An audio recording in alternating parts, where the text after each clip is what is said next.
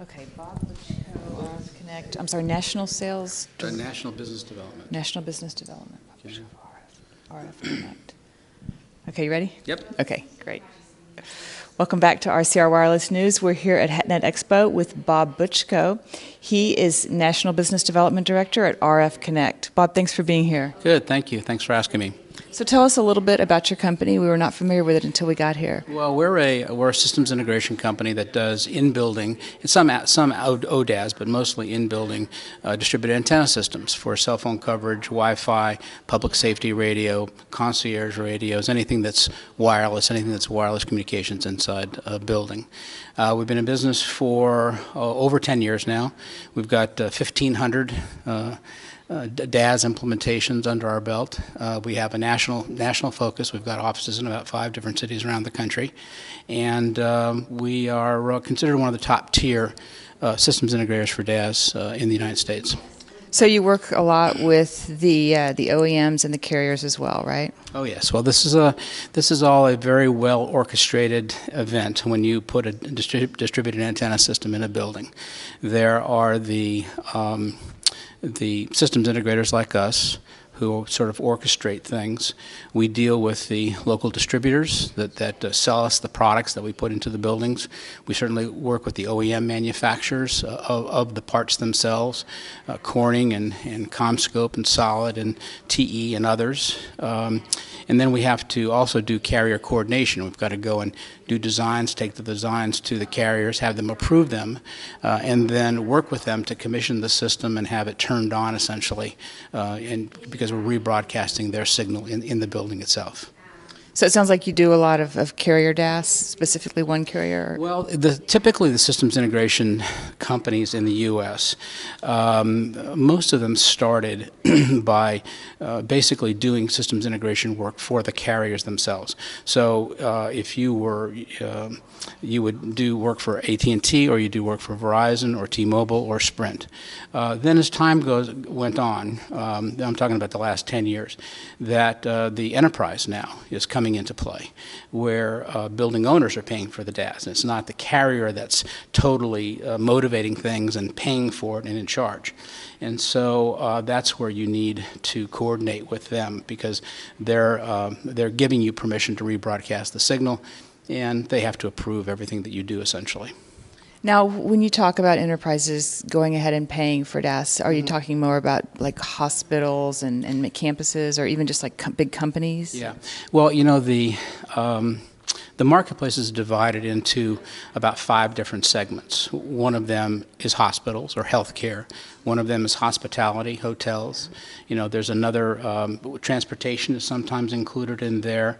Then there's the enterprise. Plus there's education, the campuses, and then the enterprise from our perspective are fundamentally individual buildings that there's high-rise buildings usually in metropolitan settings that are LEED certified, so the glass attenuates the RF signal considerably, but they need amplification in the building.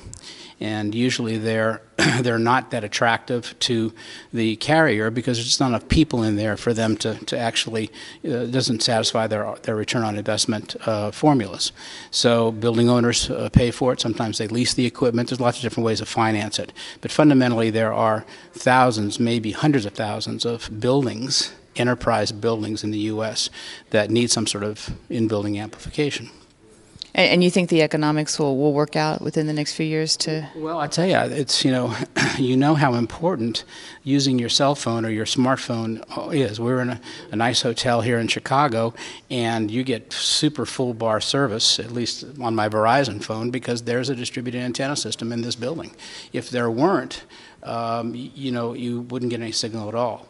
And the signal in this building especially is so strong that I think that the performance of the cellular signal will beat essentially the Wi-Fi signal for uplink and downlink. So it's very, very important. Yeah, but again, somebody's got to pay for that. Well, there's a lot, that's true. But if you take a look at any distributed antenna system in any building, especially in a new building, the cost of that is always well less than 0.5%, well less than 0.5%. And again, there's new models that are coming out now. One of them is that there's a sort of a triad in the fact that the carriers can't totally support or totally put in or totally pay for the venue. The owners can't either, and the tenants who want the service, wouldn't want to bear the whole cost.